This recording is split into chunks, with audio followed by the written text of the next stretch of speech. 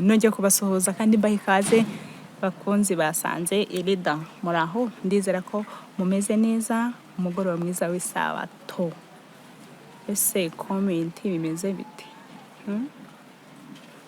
Uyu munsi rero naje kugira ngo noneho ibi bizakurikiraho ubutaha. Hari abantu bansabye ko turirimba indirimbo, ariko ndacyayirepeta pe, mwihangane kandi mukomeze kunyihanganira. Ndabizi murankunda, ubwo rero umuntu ukunda ugomba no kumwihanganira. Ndizera rero mumeze neza, tugarutse mu gitaramo tumenyereye cyo gutarama ku isabato nimugoroba cyangwa ku wanyuma nimugoroba. Tukaririmba, tukishima, tukanezerwa, hanyuma tukaruhuka. Ndizera ko iki cyumweru kubo byaba byaragenze neza, no gushima Imana, nabo bitagenze neza kandi tukomeza kugira icyizere, twizera ko bucyana yandi bikagenda neza. Kuba tukiriho gusa duhumeka umwuka w'abazima nibyo biduha kuba dushima, tugahora tunezerewe, tutitaye ko byagenze neza cyangwa bitagenze neza. Haba hari impamvu, ariko muri byose dukomeze kwizera Imana kuko ariyo igena byose. Mu myizerere yanjye nuko nizera, sinzi wowe ngo ubyizera ute, sinzi wowe ngo ubifata ute, ariko muri byose turusheho kwizera Imana kuko ariyo itugenera iby'umunsi ku munsi. Nkuko bisanzwe rero, mbere yuko twinjira mu gitaramo turabanza tugasoma isomo, tugasenga. Twamara gusenga turarika umwuka w'Imana kugira ngo aze kudufasha, hanyuma tukabona kwinjira mu gitaramo nyirizina. Uyu munsi rero isomo nateguye, ndatekereza mumaze kubimenyera. Bibiliya hafi, telefone ndabizi ntabwo mwazisiga, tuba tubifite muri telefone, cyangwa se ushobora kuba wicaranye indirimbo yawe na Bibiliya yawe, yewe ushobora no kuba ufite n'amigisho. Hanyuma ikikoroheye, ikikuri hafi aba ari cyo uza gufata kugira ngo tuze kujyanirana, haba mu gusoma ijambo ry'Imana, haba mu kuririmba tugendeye mu gitabo, kugira ngo tuze kuba turimo neza. Niba wamaze kubona Bibiliya cyangwa se telefone, cyane cyane ko njyewe ariyo nkunda kwifashisha, isomo nateguye tuza gusoma riri mu gitabo cya Matayo igice cya 27 ku murongo waho wa 14. Mwahageze? Mba nashyizemo n'agatamuro kugira ngo tubanze tujyanirane. Matayo igice cya 27 ku murongo waho wa 14 handitse ngo, ariko ntiyamusubiza ijambo na rimwe, bituma umutegeka yumirwa cyane. Ariko ntiyamusubiza ijambo na rimwe, bituma umutegeka yumirwa cyane. Ese uyu ninde bavugaga? Ni Yesu ubwo yari imbere ya Pilato arimo abazwa ibibazo, bamuhata ibibazo, ariko ngo ntiyasubiza, araceceka. Umubaza arumirwa cyane. Icyo bishatse kutwigisha niki? Bishatse kutwigisha ngo mu bihe byose turimo, mu bihe byose burya hari igihe kigomba kuba ngombwa ugaceceka, kuko kuvuga iteka ryose ntago akenshi ntago aba ari byiza. Rimwe na rimwe hari igihe guceceka biba ari igisubizo cyiza kigucira inzira kurenza uko wari kuvuga. Abenshi rero dukunda kuvuga, ibibazo bikavuga nawe ukavuga, urusaku rukavuga nawe ukavuga, ariko burya ngo kiye tubanza duceceke. Nitumara guceceka Yesu aba ari we uvuga, kuko ntabwo ngo ashobora kuvugira mu rusaku. Ntekereza hari ko ariyo mpamvu nahangaha yarabanje araceceka, kuko yumvaga ibibazo, urusaku, abamubaza, ibyumvikana, ibitumvikana, ariko kuko Yesu yari umuhanga cyangwa ari umuhanga iminsi yose n'ibihe byose, yaracecetse, arabacecekana. Ubu ngubu ngo bayovuga ngo twavuga ngo yabaryanye sine, yabariye sine. Icyo gihe yabariye sine, bivuze ngo rero natwe mu bintu byose ushobora kugeramo, banza wige guceceka, ubanza uturize muri ibyo bihe byawe waba urimo, kugira ngo Yesu aze kuvuga. Kandi Yesu avuga ijambo riri okay.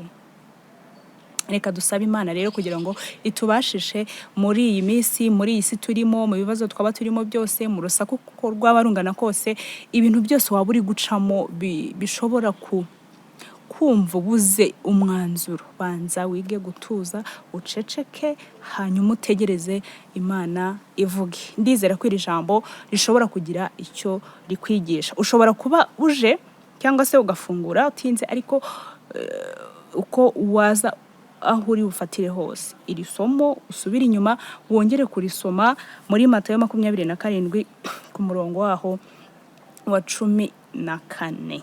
Tugiye kuririmba indirimbo ya gatatu, ndetse turakoresha n'indirimbo ya kane. Ndizera muzizi neza indirimbo ziba mu gitabo cyacu cyo guhimbaza Imana za 350 niko tukita. Nari ngiye kukuvuga habuze gatoya, ariko nubikora neza ubwo sinkuvuga, ariko nubikora nabi ndaza kukuvuga. Ibyo byo urabizi ubizi neza.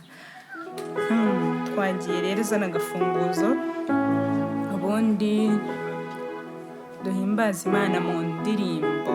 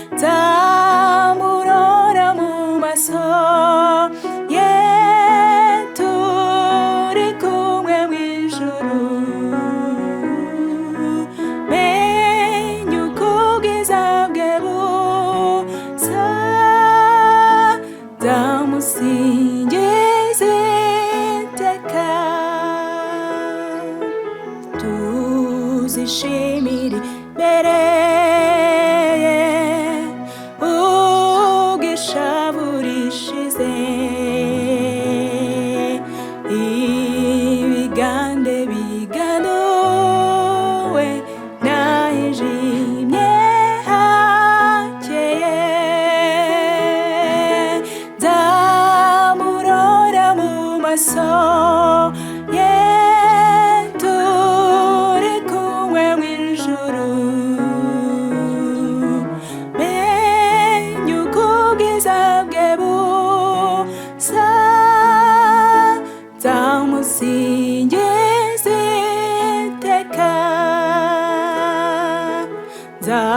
zanezererwa imbere ye, nzamurora mumenye,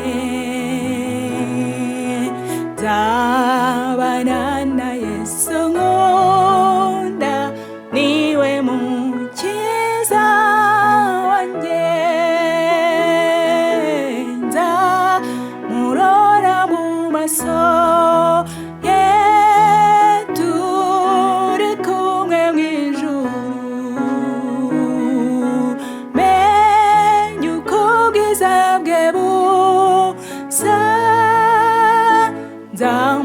nzamusingiza iteka.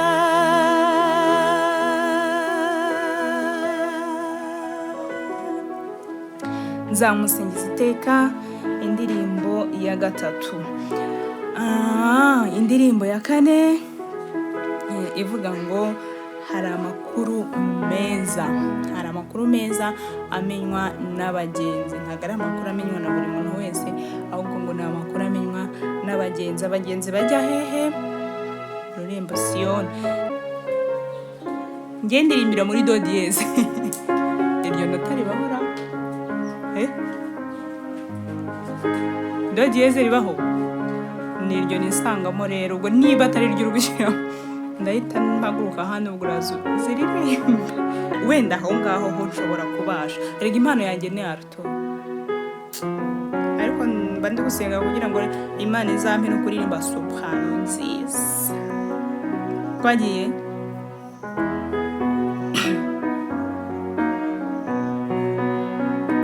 hari amakuru meza amenywa n'abagenzi bazerera kure y'iwabo, kuko Umukiza yenda kuza mu bwiza bwe kandi agiye kwima ingoma ye.